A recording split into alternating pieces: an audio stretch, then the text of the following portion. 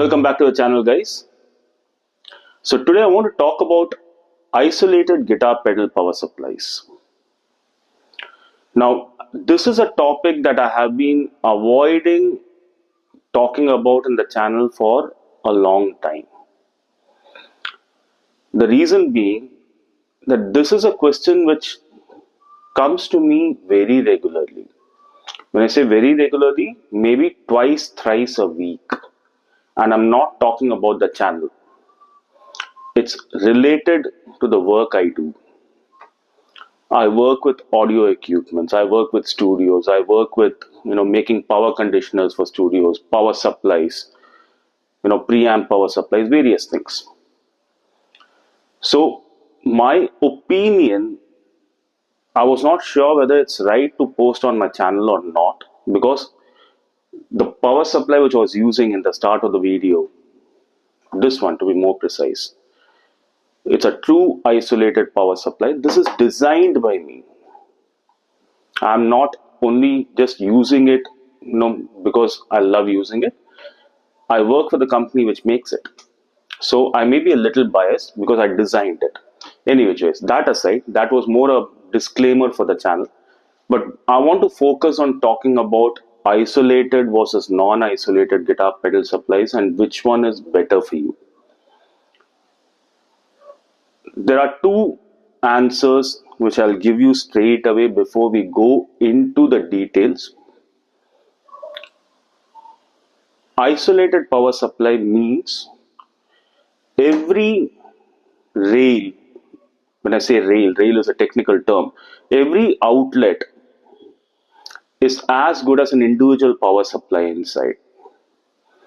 Now, bear in mind, in the name of isolated, there are a lot of fraudulent isolated power supplies also available. Whenever you see a DC power supply powering the power unit and then you have individual isolated units, that is not isolated. A true isolated should take 230 volts or 110 volts depending on where you are from the wall, convert individually whatever number of outlets into DC 9 volts, 12 volts or 18 volts, whatever that power supply is supplying, and supply that to the guitar pedals.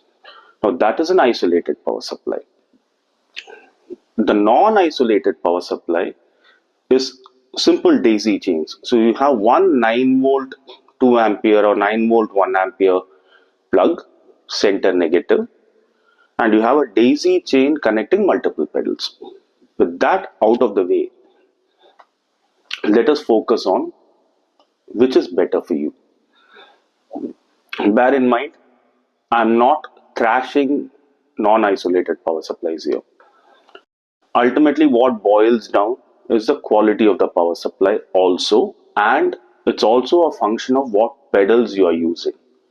So there are certain pedals, when arranged together, even in a non-isolated power supply, they will be noise free. There are certain pedals which will require an isolated power supply. For example, muff, fuzz phase, your analog delays, your digital processors, they all require isolated power supply. We'll see why. So this is no way trashing non-isolated power supplies. In fact, in the next couple of videos, whenever I find the time, let me connect a similar pedal board with a non-isolated power supply and we'll review it also. But we will focus on isolated power supplies here. Why do you need an isolated power supply? To give you a very straightforward answer, public transport versus a chauffeur-driven car, that is the difference. So an isolated power supply, for example, is a dedicated port. Each of these ports are an individual power supply, which is supplying power to one pedal. So what are you doing in that process is you're avoiding ground loops. You're avoiding noise from one pedal, especially digital pedals which have a clock noise. It's called a clock noise. That's a technical term. You're avoiding that going into the next pedal and getting amplified as a noise when you're ultimately playing it. So it's a No, it's a dedicated outlet which avoids ground loops and noise.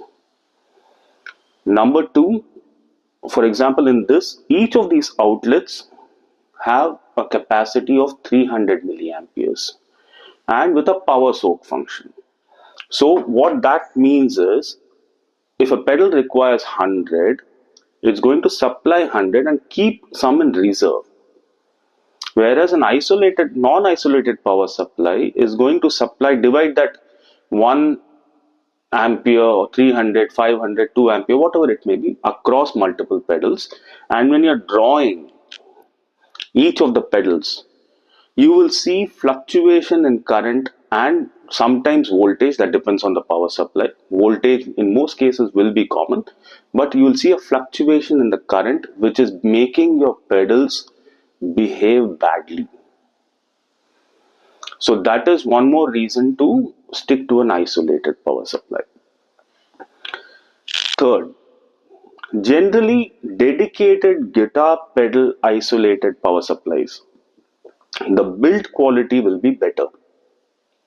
When I say build quality is better, will be better, is because it's necessary to protect, because each of these pedals, for example, this is an AMT SS2 and it's hard to find nowadays. And this is the Digitech Ventura Vibe, which is again not in production, very sought after. And I have quite a few pedals which are very sought after, not in production.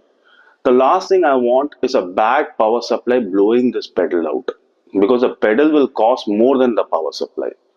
So if I use anything which is substandard, I'm penny wise pound fuller. So that's one more reason that isolated power supplies actually are better and cheaper in the long run. One more reason, an isolated guitar pedal power supply, you have these isolated outs and they are built for a pedal board, so they'll go nicely. For example, this is my mini board. This is something I gig with, record with, everything, and I have reduced the size of my pedal board. But earlier I was on a bigger board like a pedal train. This will go under it and it will be completely invisible with the wires coming out, and basically it's going into each of the pedals and it looks neat. So that's one more reason. Now, how do you judge whether you need an isolated power supply? Look at your pedal board, choose where you're going to play, see the pedals you're playing, which is there in your pedal board. Accordingly, take a choice. If one of my problems when I was younger, I could not play when there's noise. It used to trigger my OCD for that matter. So if you're anyone like me, you would require an isolated power supply, because any noise is going to disturb your playing. Having said that, which power supply should you choose? I'm not saying that this is the best. The idea of this video is not that. Go for a good branded power supply which is rated for guitar pedals and it's true isolated, not those gimmicky fake isolated ones. Go for match your voltage. Your input voltage in India is 230 volts. So get power supplies which are rated for 230 volts. Get power supply compulsorily with grounding. That is something which is not talked about. When I say grounding, our guitar pedals are basically DC pedals, so you're just getting a positive and negative from here. But the power supply needs to have a chassis grounding. The reason is, if there is any kind of, for example, you're playing live or you're playing at home also and there's a short, if there is grounding, it's going to protect your pedals.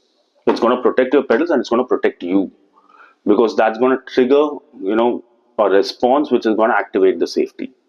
So some of the points to keep in mind when you're choosing your isolated pedal power supply.